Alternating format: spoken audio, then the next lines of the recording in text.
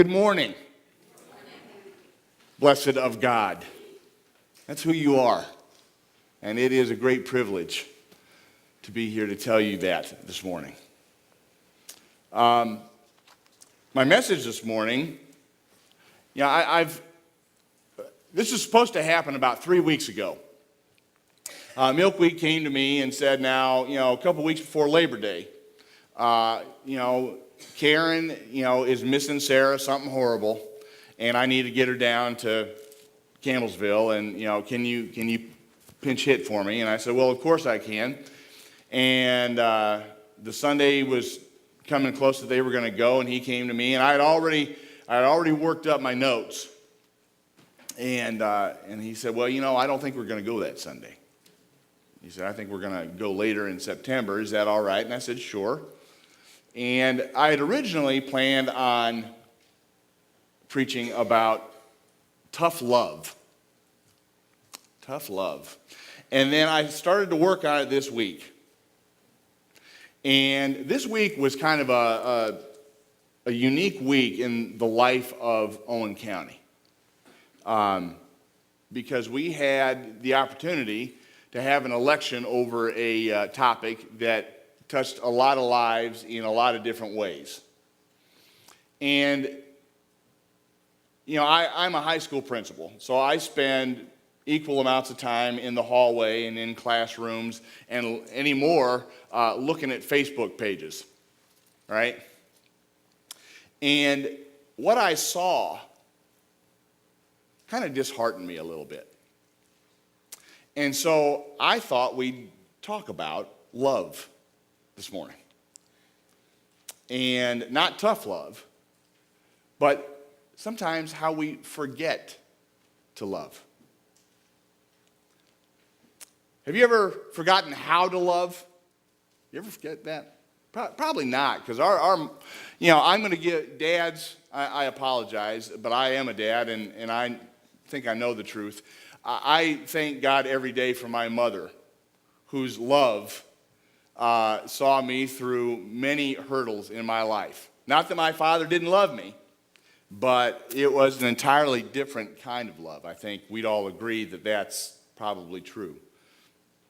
A better question than have you ever forgotten how to love is, have you ever forgotten to love? Right?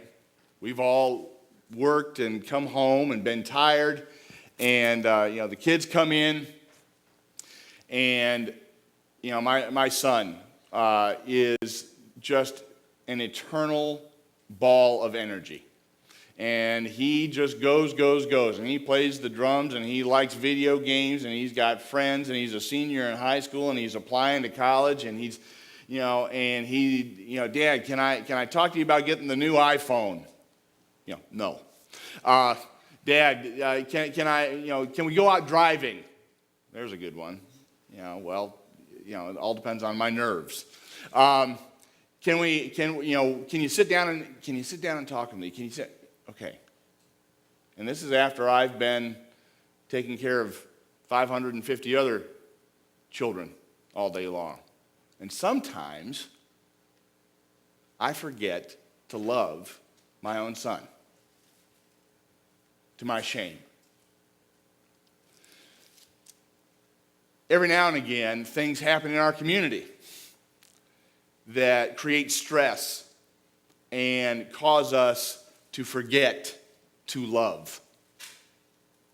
Right? People that we pass in Save-A-Lot 6 times a week and have nothing but good feelings for. Sometimes we differ on our opinions in things because we live in a town with individuals. That's just the way God made us. Sometimes we forget to love. Sometimes we forget what love is. In the world, it's easy to mistake liking for loving. The world would have us believe that feeling good about something means that we love it. And that if we want it, if we lust after it or them, surely we love it or them, that person. In fact, liking someone isn't even a prerequisite to loving someone. Indeed, we are called to love our enemies. I don't like my enemies, but I'm told I have to love them. And even complete strangers, people I've never met, I'm supposed to love. Okay? If you need proof of that, think about the parable of the Good Samaritan, right? Guy walking along, the Samaritan, and he sees a fellow on the side of the road. Never met him, didn't know him, was of a completely different ethnic class, and yet he decided to stop and help him, and that's how he showed him love. Love, now godly love, not the world's love, godly love, is not a feeling. It's an obligation. If you love me, says Jesus, you will keep my commandments. And we see love connected to obedience here. But there's more to see in those same commandments that Jesus says are the most important, the ones we're supposed to follow.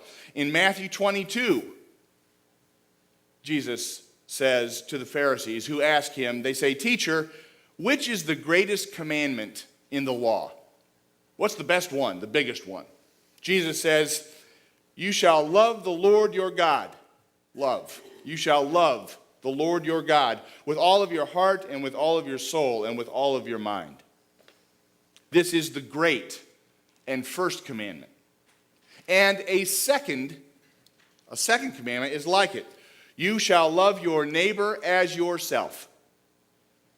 On these two commandments depend all of the law and the prophets.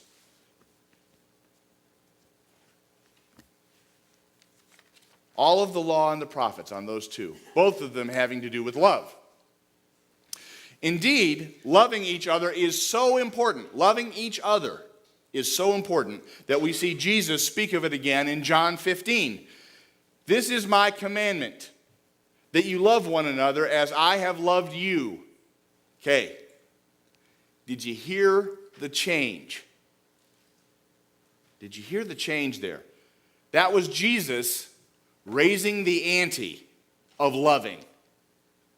No longer is the measure of our love for each other how we love ourselves. Right? The first one was, love your neighbor as yourself. Not anymore. The second one is, love your neighbor the way I've loved you. Well, that's a little higher level of commitment. Of course, as you might suspect, Jesus speaks of love as its creator, as if it needs no definition, no picture to make it real for us. Well, I thank God for St. Paul, who as the chief of sinners, that's what he called himself, of course he had never met me, he took the time in his first letter to the Corinthian church to give us the working parameters for love and loving. What did he tell them? And what does he tell us today? Well, first, love is patient. So if you say you love somebody, you're patient with them. Love is kind. Love doesn't envy anything or anybody.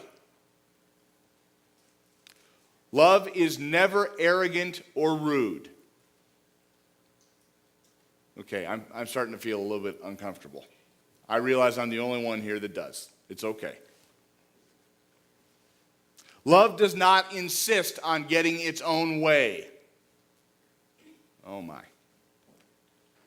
Love, you ready for this one? Long day, right? Co-workers driving you crazy. Love doesn't get irritable. Love doesn't resent it when things don't go its way. Now, guys, you can read this. I'm paraphrasing a little bit. You can read all of these in the 13th chapter of 1 Corinthians. Love doesn't rejoice when bad things happen to others. but it does rejoice in the truth. Love bears all things. Love believes all things.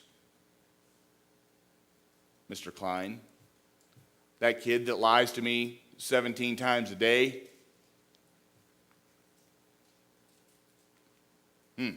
love believes all things. That's an interesting conundrum. Love hopes all things. Love endures all things. Love never ends. It is eternal. So it's not Monday morning after a nice long weekend. You can find space in your heart to love people. It's Friday afternoon when you're driving home stuck behind a tobacco trailer. Okay.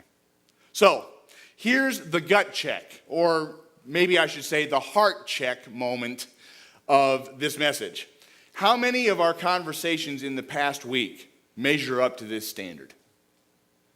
How about if we include Facebook and Twitter accounts? Or text messages?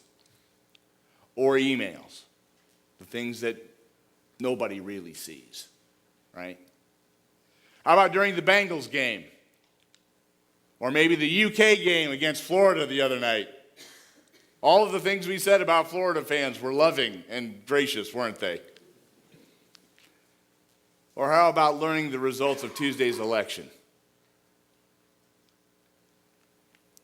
This is the standard held before us in order that we might call ourselves Christians. This is the challenge and the goal set before us by Jesus when he said, get ready for it, be perfect as your Father in heaven is perfect. He didn't say, be kind of good. And what he intended and what he meant, guys, was love like your Father loves you. So, to close today, I'd like to share with you a reading, a prayer, really, from my wife's devotional readings for the week. I've always taken comfort that whenever God has given me an opportunity to speak about him, he always gives me words to say.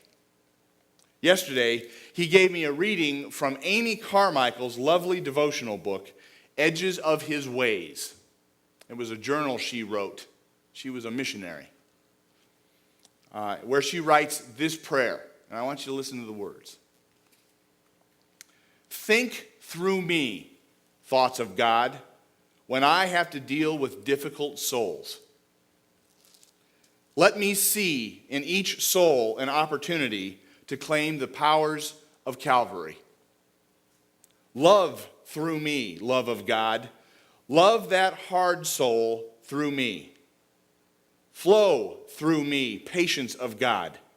Flow over the rough rocks.